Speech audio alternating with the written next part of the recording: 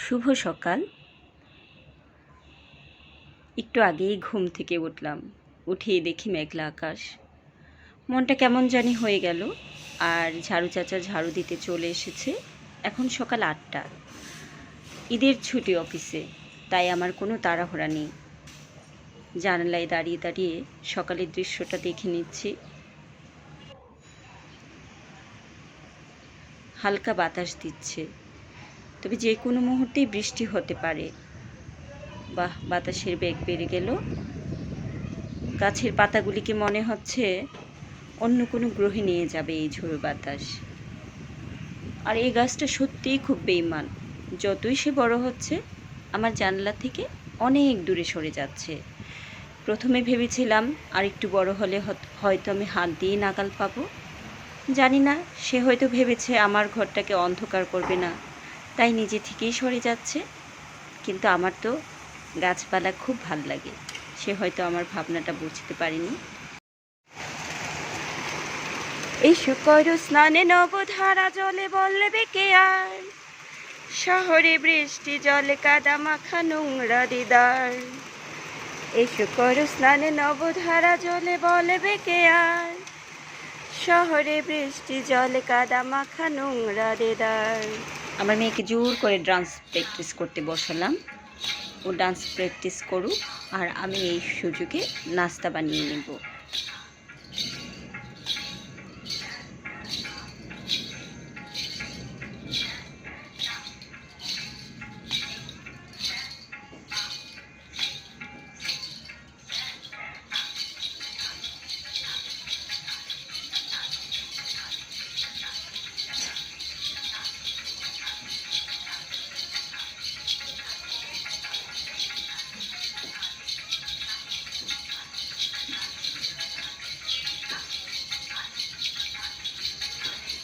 নাস্তা খাওয়ার পর অনেক কাজ করলাম, আর এখন আমি দুপুরের রান্না চড়িয়েছি। এখন রান্না করব লতি তরকারি। চিংড়ি মাছ চাপা শুটকি দিয়ে লতি তরকারি রান্না করব।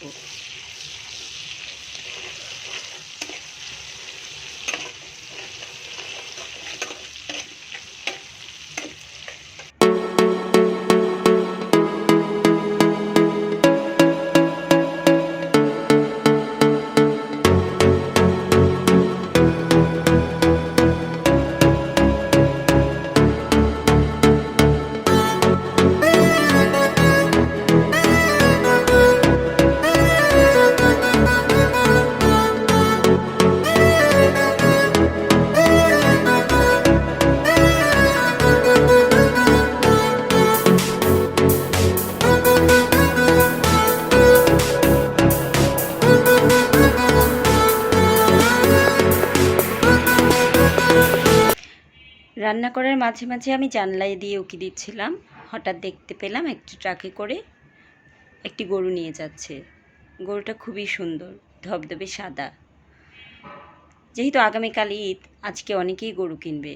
আসলে শহরে গরু রাখার জায়গা কিংবা লালন পালনের লোকজন পাওয়া যায় না, তাই অনেকেই পরে কিনে। তো আমার রান্না আবার শুরু হলো।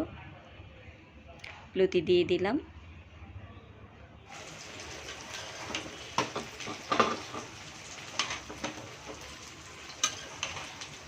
দুপুরে রান্না করেছিলাম ঢেঁড়স ভাজি, লতি তরকারি আর মুগ ডাল। এখন খেয়ে নেব। খাওয়া দাওয়া শেষ করে কিছুক্ষণ বিশ্রাম নিয়ে আমাকে বাইরে যেতে হবে, কারণ আমার বাসায় ডিম নেই, মুরগি কিনতে হবে। আর বাসা থেকে সারাক্ষণে একটি গরুর শব্দ, হাম্বা হাম্বা রব শুনতে পাচ্ছিলাম। আমার বাসারই সামনের বাসার গ্যারেজে গেলাম। তাই গ্যারেজে অনেকগুলি গরু এবং ছাগল রাখা ছিল। বেচারীরা সবাই ক্লান্ত কিংবা মন খারাপ। গ্রামীণ পরিবেশ থেকে শহরে এসেছে, হয়তো ওদের ভালো লাগছে না। আর এখানে ছাগল রাখা আছে, গরু রাখা আছে।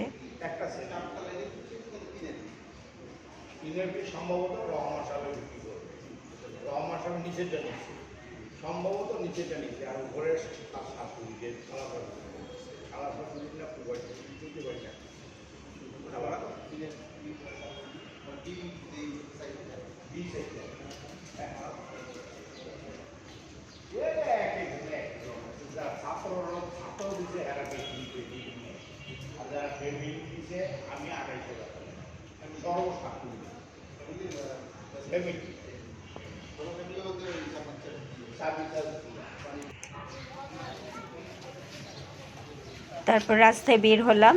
রাস্তায় একই দৃশ্য, এখানে গরু বাঁধা, ও দেয়ালের সাথে শিং দিয়ে লড়াই করছে।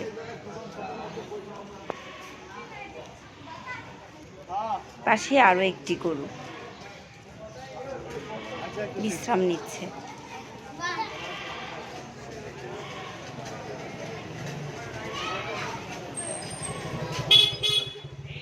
আর এই গরুটা তার বাঁধন ছেঁড়ার চেষ্টা করছে।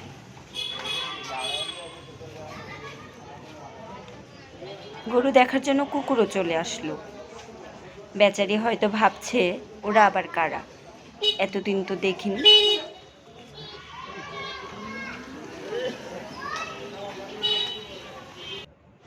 সামনে যাচ্ছি।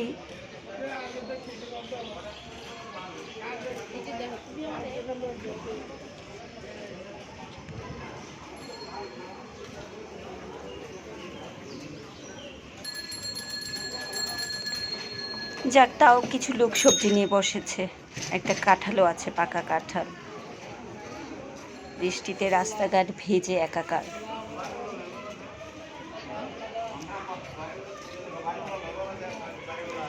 গলাটা বসে আছে এবং গলা ব্যথা কমেনি, এখনো ব্যথা করছে, হয়তো ঠান্ডা লেগেছে। তুমি কি কালকে এখানে বসবা? মানে যদি থাকে না থাকে তাহলে কালকে বসবা। আচ্ছা,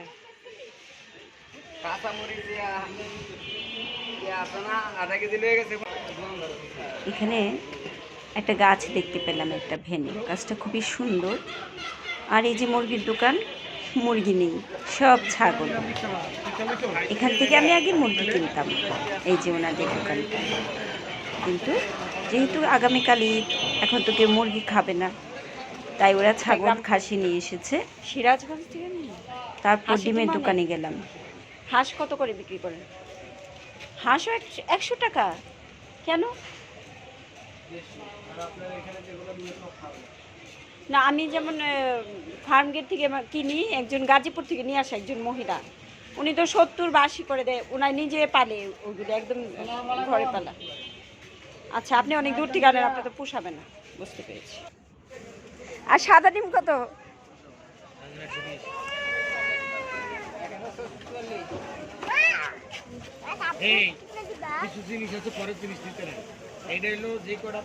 এত দাম দিয়ে দেশি মুরগির ডিম কিনতে পারিনি, তাই 130 টাকা করে ব্রয়লার মুরগির ডিম কিনে ফেরার পথে বাচ্চাদের কি আনন্দ, সারাদিন তারা মগ্ন ছাগল নিয়ে, ছাগলকে খাওয়াচ্ছে। আর এই যে ছোট ভাইটি, সে আবার ব্যবসা করতে বসে গেছে, খড় ঘাস বিক্রি করছে।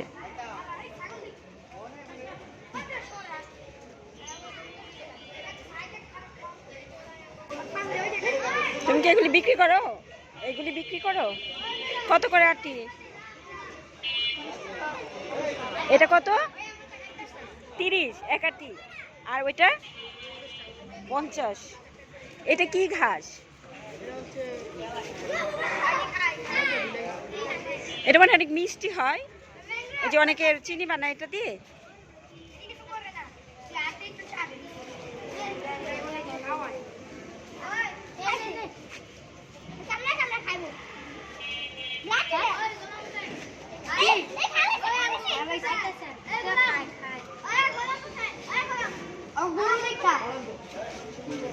খায় না তো? খেলো না তো? ওই যে এটা দিলা, পাতা খাচ্ছে, কাঁঠাল পাতা।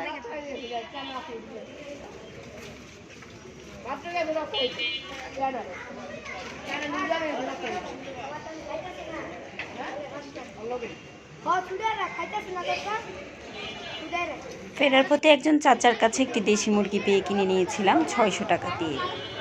এখন বাসায় ফিরছি।